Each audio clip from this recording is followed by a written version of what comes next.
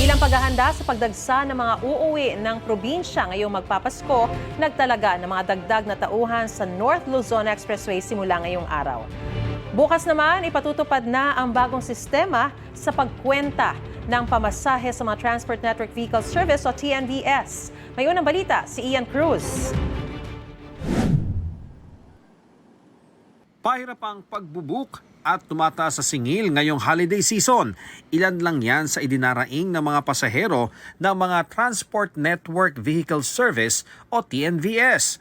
At sa Sabado, December 20, asahan pa ang mas mataas sa pamasahe. Inaprubahan na kasi ng LTFRB ang Fixed Pickup Rate System na ipatutupad hanggang January 4. Sa ilalim nito, isasama na sa singil ang biyahe ng mga TNVS papunta sa pick-up point basta't pasok sa 5-kilometer radius. Hindi tulad sa nakasanayang ang singil ay nakabase lang sa lugar kung saan sumakay ang pasahero hanggang sa kanyang destinasyon. Naiintindihan naman po namin yung hirap ng mga TNVS driver lalo na traffic ngayong holiday season.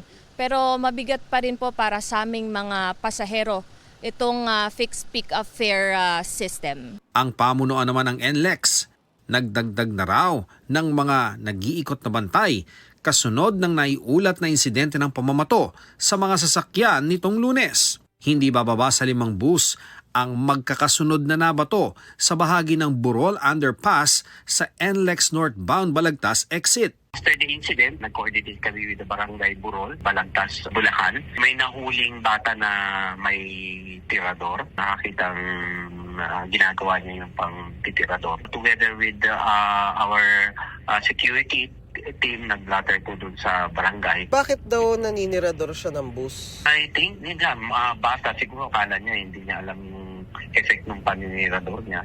Ayon sa NLEX, hinuli ang isang minor de edad na itinuro rin ang iba pang batang namato. Itinuturing itong isolated incident dahil matagal na raw na walang na-monitor na kaparehong insidente. Nag-deploy kami na mas maraming security teams na involving more frequently in the area.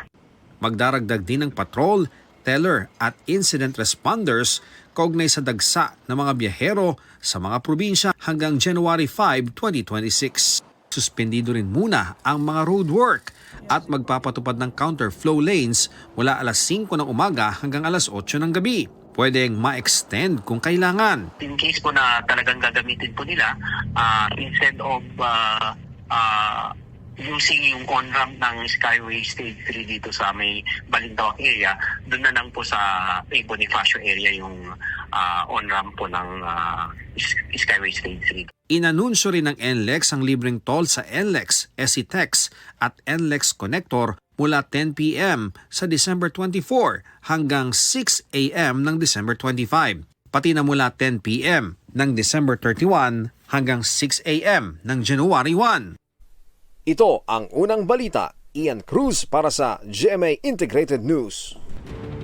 Gusto mo bang mauna sa mga balita? Mag-subscribe na sa GMA Integrated News sa YouTube at tumutok sa unang balita.